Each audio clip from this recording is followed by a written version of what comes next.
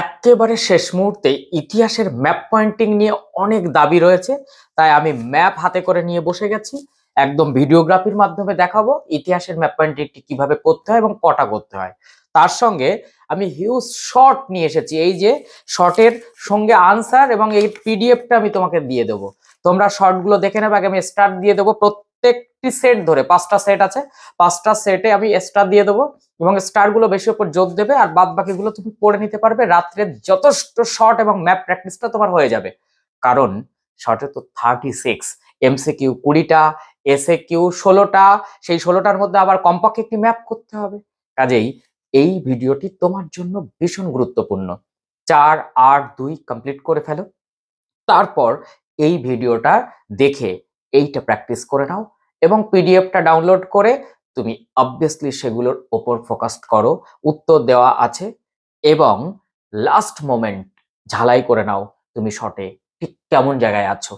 তাহলে পরীক্ষার হলে তোমার কোনো টেনশন করতে হবে না এবং সময়তে তুমি পরীক্ষা শেষ করতে পারবে।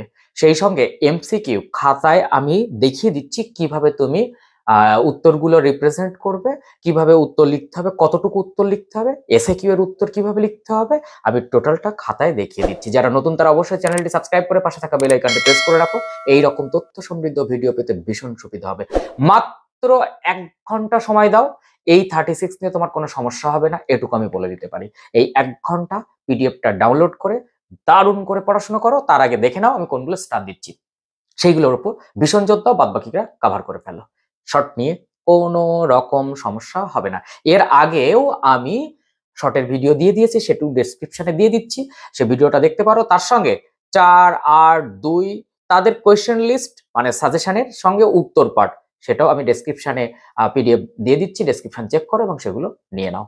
যাদের এখনো পর্যন্ত 8 কমপ্লিট হয়নি, 4 কমপ্লিট হয়নি, তারা কমপ্লিট করো এবং শর্টের উপর ফোকাসড হও। পরীক্ষার হলে কোনো রকম ভাবে বিব্রত হওয়া যাবে না, তাই যথোপযুক্ত প্রস্তুতি নিয়ে যেতে হবে, কারণ বিগত কয়েক বছর ধরে ইতিহাসটা একটু হলেও বেগ দিচ্ছে। চলো কথা না বাড়িয়ে সরাসরি ভিডিওগ্রাফির মাধ্যমে দেখে দিই। প্রথমে ম্যাপ, তারপরে শর্ট, না আগে শর্ট তারপরে ম্যাপ। আগে শর্টগুলো দেখিয়ে নিই, তারপরে ম্যাপটা দেখে নেবে এবং শেষে গিয়ে আমি দেখিয়ে দেবো কিভাবে খাতায় রিপ্রেজেন্ট করবে, যাতে তোমার সময় বেঁচে যাবে, শর্ট লেখা কমপ্লিট হয়ে যাবে একদম 20 থেকে 25 মিনিট, বড্ড যে 30 মিনিটের মধ্যে। Total 36 complete. চলো দেখো, আমি প্রথমে খাতা সাজানোটা বলে দিই, তাহলে তোমার সুবিধা হবে, তারপর এক এক করে যাই। দেখো আমি এই খাতাতে ফার্স্ট পেজ ফ্ল্যাপ করা হয়ে গেল। তুমি ফার্স্ট পেজটা যখন এটা ফ্ল্যাপ করে নেবে, এই যে ফার্স্ট পেজ কমপ্লিট করে ফ্ল্যাপ হয়ে গেল, ফ্ল্যাপ করার পর তুমি চলে আসবে সেকেন্ড পেজ, অর্থাৎ একটা উল্টে। তুমি আগে মার্জিন টানবে কিভাবে, দেখো ওপরে মার্জিন, এই পাশে ছোট মার্জিন, এ পাশে বড় মার্জিন এবং শেষে গিয়ে আমি একটা মার্জিন রেখেছি। তুমি ঝপাঝপ আগে কি করে নেবে, এক দিয়ে পর পর পর পর এমসিকিউ এর জন্য তুমি দাগ নাম্বার বসিয়ে নেবে। দেখো আমি দাগ নাম্বার এবং দেখো একটা ভাঁজ দিয়েছে, যে প্যারার ভাঁজ দিয়ে আমি দেখো এই যে 16 বসিয়ে নিয়েছি। পেজ উল্টে ধরেনি বলে আমি গায়ে গায়ে লিখিনি কিন্তু, দেখো তারপরে 17 দিয়ে আমি এখানে আবার এখানে 1 লিখেছি কিন্তু, এবং লক্ষ্য করো এক পেজে ধরেনি বলে আমি এখানে এই দেখো পিটিও দিয়েছি। দেওয়ার পর আমি সঙ্গে সঙ্গে দাগ নাম্বার বসিয়ে নিয়েছি। ব্যাস, এমসিকিউ প্রথম দাগ নাম্বার বসানো যেই হয়ে যাবে, এইবার তুমি কি করবে, সঙ্গে সঙ্গে এসে কোয়েশ্চেন, যেহেতু 15 মিনিট দেখার সময় তুমি বেশিরভাগ প্রশ্নে উত্তর করে রেখেছো ক খ গ ঘ, তো আমি ধরে নিলাম 1.1 উত্তর হবে হয়তো ক, তো সেটা ব্ল্যাক কালি দিয়ে লিখলে। এইবার ব্লু দিয়ে উত্তরটা লিখে দেবে। দেখা গেল সেইটা হলো যে বর্তমান কালকে, যে বর্তমান কালকে। ব্যাস, এবার দেখা গেল পরের উত্তরটা হচ্ছে আবারও ক, তো তুমি ক বসিয়ে দিলে। দেওয়ার পর সেটার উত্তর হয়তো হচ্ছে টপ্পা, তো তুমি টপ্পা বসিয়ে দিলে। এইভাবে তুমি দেখা গেল 3 পাচ্ছ না, 4 পাচ্ছ না, 5 পাচ্ছ। 5-এ দেখা গেল উত্তর হচ্ছে ডি বা ঘ, তাহলে তুমি কি করবে, প্রথমে ঘ, খ আর ঘ আলাদা করো, কিন্তু এটা ঘ, ঘ করে তার উত্তরটা ধরো হচ্ছে যে বল্লভভাই প্যাটেল বা ধরো বাসন্তী দেবী বা 1867 কিছু একটা, তা আমি লিখে দিলাম যে 1867, যে উত্তরটা হবে খ্রিস্টাব্দ। ব্যাস, এইভাবে তুমি যে দাগ নম্বর গুলো পাবে না, পাচ্ছ না, সেগুলোর জন্য রেখে দাও, কিন্তু পর পর রাখবে। এই হচ্ছে তোমাদের এমসিকিউ এর পার্ট। কিন্তু শেষমেশ তুমি শেষে কিন্তু এই দাগগুলো যেগুলো পারলে না সেগুলো কিন্তু করে দিয়ে আসবে, কারণ নেগেটিভ মার্কিং নেই। এই হচ্ছে তোমাদের এমসিকিউ পার্ট। এবং শেষে যখন এই যে কতটা ফাঁকা দিয়েছি দেখতে পেয়েছো, যখন ধরলো না তখন আমি পেজ উল্টানোর জন্য পিটিও দিলাম, প্লিজ টার্ন ওভার। স্যারকে, এক্সামিনারকে মুগ্ধ করতেই হবে তোমাকে। আমি কিন্তু একটা জিনিস লিখে নিয়েছি, সেটা একটু দেখো। আমি যখন পরীক্ষা শুরু করব, প্রত্যেকটা সাবজেক্টের জন্য একটা মূল মন্ত্র থাকে। ইতিহাসের জন্য মূল মন্ত্র আমার স্টুডেন্টদের, ইতিহাস হলো অতীত বৃত্তান্ত ও কালক্রমিক অতীত কাহিনী ও কার্যাবলীর লিখন, বিশ্লেষণ ও অধ্যয়ন বলে এটা আন্ডারলাইন করে এইবার উত্তর পাঠে চলে আসলো। ভূগোল হলে ভূগোলের একটা বিষয়, বাংলা হলে বাংলার একটা বিষয়।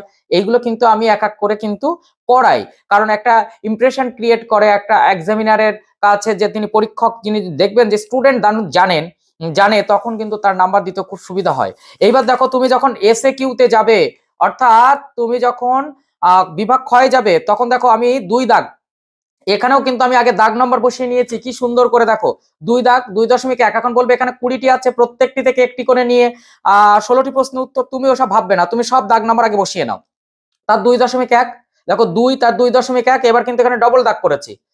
আর তারপরে প্যারার ভাজের এই পাশে 2.1, 1.1, 1.2, 1.3, 1.4 করে নিয়েছি।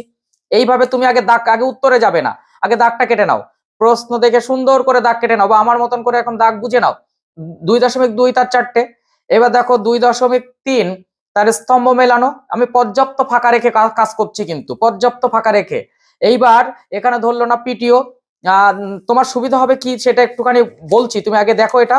তারপরে দেখা গেল তোমার পরের পেজে এসে 2.4 তার আবার 4টি, 2.5 এখানে বিবৃতি ব্যাখ্যা থাকে যেহেতু, তাই একটু জায়গাটা বেশি রেখে আমি 4 পর্যন্ত কভার করে নিলাম। এই যে লেখা কমপ্লিট হলো, 4 পর্যন্ত কমপ্লিট হলো। এবার চলে এসো যে 2.1 এখানে মাথায় রাখবে যে তুমি যে প্রশ্নগুলো পাচ্ছ সেই উত্তরগুলো আগে করে নাও ব্লু কালি দিয়ে। আমি ধরে নিলাম যে তোমার 2.1.1 উত্তরটা যে মোহনবাগান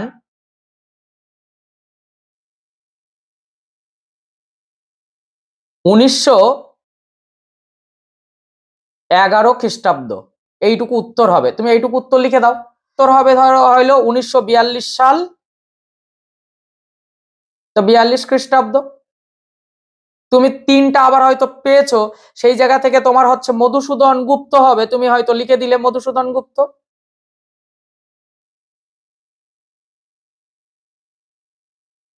তুমি এবার মাথায় রেখে দাও যে এখানে দুটো পারলে না, ছেড়ে দাও। এর পরের দাগে কি আছে সেই জায়গাটায় তুমি চলে গেলে, গিয়ে দেখলে যে এখানে সত্য মিথ্যা আছে। তাহলে তুমি দেখতে পাচ্ছ যে সত্য মিথ্যার যখন প্রশ্ন, তখন তুমি কি প্রশ্ন লিখে উত্তর করবে? আমার দরকার নেই, আমি প্রশ্ন ঠিক ভুল লিখবো। যদি দেখবো ওখানে সত্য মিথ্যা থাকবে না ঠিক ভুল, তবে তোমাদের ঠিক ভুল দেওয়ার চান্সেস বেশি। তাহলে দেখা গেল তার প্রথমটা হয়তো ঠিক হবে, তুমি লিখে দিলে ঠিক। তারপরে দেখা গেল পরেরটাও আবার ঠিক হবে, তুমি লিখে দিলে ঠিক। দেখা গেল তুমি পরেরটা পাচ্ছ না, শেষেরটা তুমি ভুল সেটা পেয়েছো, তুমি লিখে দিলে ভুল। ওকে। এইবার দেখা গেল যে তোমার কোনো কারণে এইগুলো আর হচ্ছে না, তুমি করো না, এখন আগে কমপ্লিট করো। এবার স্তম্ভ মেলাটা কিভাবে করবে দেখো। তোমার এই পাশের স্তম্ভতে হয়তো দেখা গেল এগুলো দেওয়া রয়েছে, যে লর্ড রিপন, যেগুলো দেওয়া আছে দেখে দেখে লিখবে। তারপরে দেখা গেল আছে নেলি সেনগুপ্ত, ধরো আমি একটা নিয়েছি 2024 সালের একটা প্রশ্ন, আমি সেইটা সলভ করছি। ওকে, গুপ্ত। তারপরে আছে লর্ড আর্মহাস্ট, লর্ড আমহাস্ট। তারপরে ধরো তারকনাথ পালিত।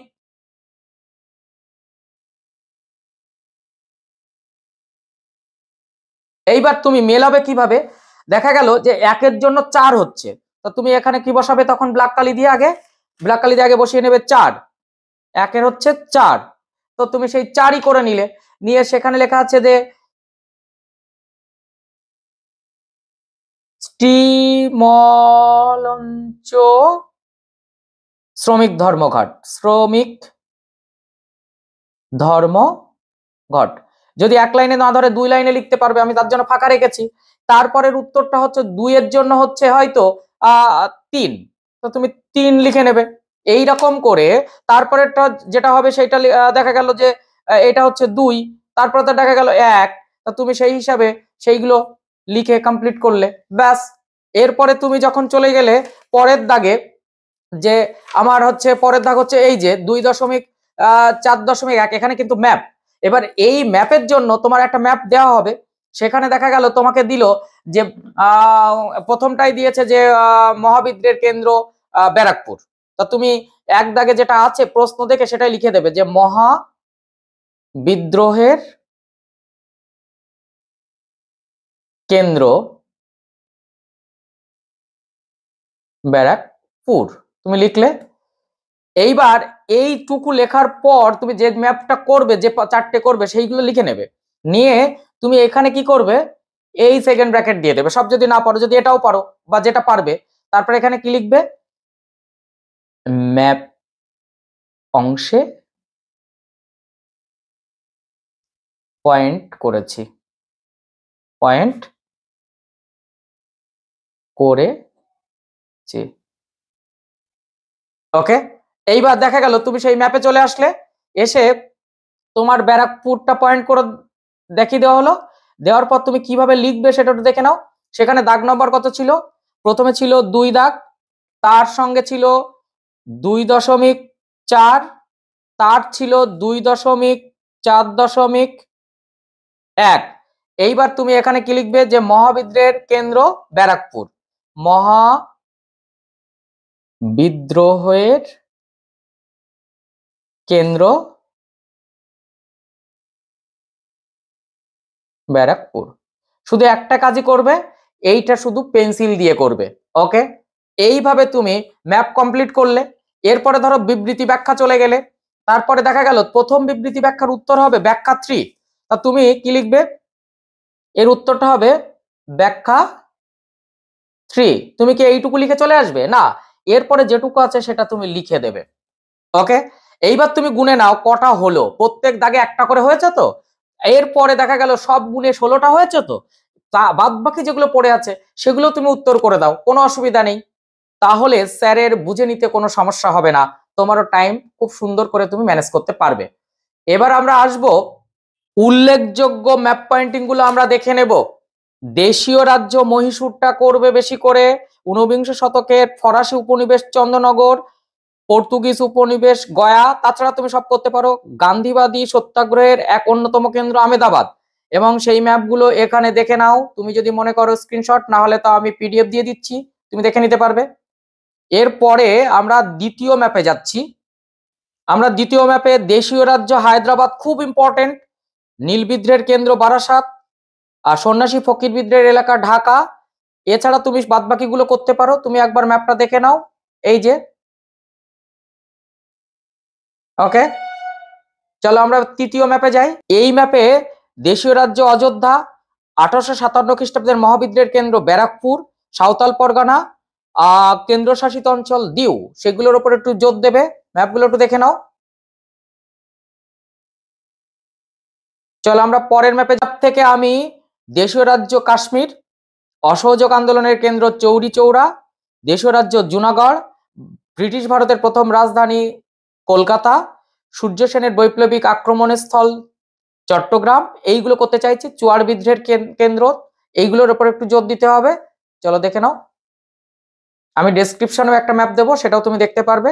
এবার আমরা চলে যাব সরাসরি শর্টকাটে। আমি কিছু প্রশ্ন টিক মেরে যাচ্ছি যেগুলোর উপর বেশি জোর দেবে।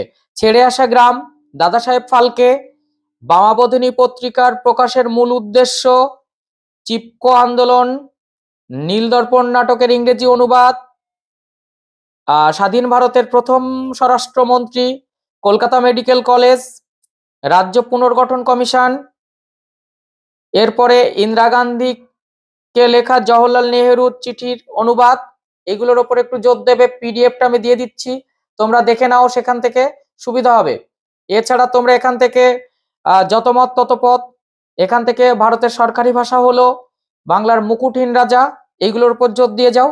এই প্রশ্নগুলোর ওপর একটু বেশি বেশি করে যাও। আর আমি বলবো তুমি পিডিএফটা ডাউনলোড করে নাও, আমি এখানে তোমার সময় নষ্ট করাবো না, সেখানে উত্তর দেওয়া আছে, সেখান থেকে উত্তর তুমি পড়ে নাও। তো এই ছিল তোমাদের 36 এর শর্ট, খাতার রিপ্রেজেন্ট শর্ট কিভাবে করবে ম্যাপ পয়েন্টিং। তোমার পরীক্ষা ভীষণ ভালো হবে, আগাম শুভেচ্ছা রইল আমার তরফ থেকে। তারপর আমরা ইতিহাস পরীক্ষার পর জিওগ্রাফি খাটবো, তারপরে আমরা জীবন বিজ্ঞান ভৌত বিজ্ঞান খাটবো। তো অবশ্যই পাশে থেকো, আর আমি তোমাদের পাশে আছি, কথা দিচ্ছি।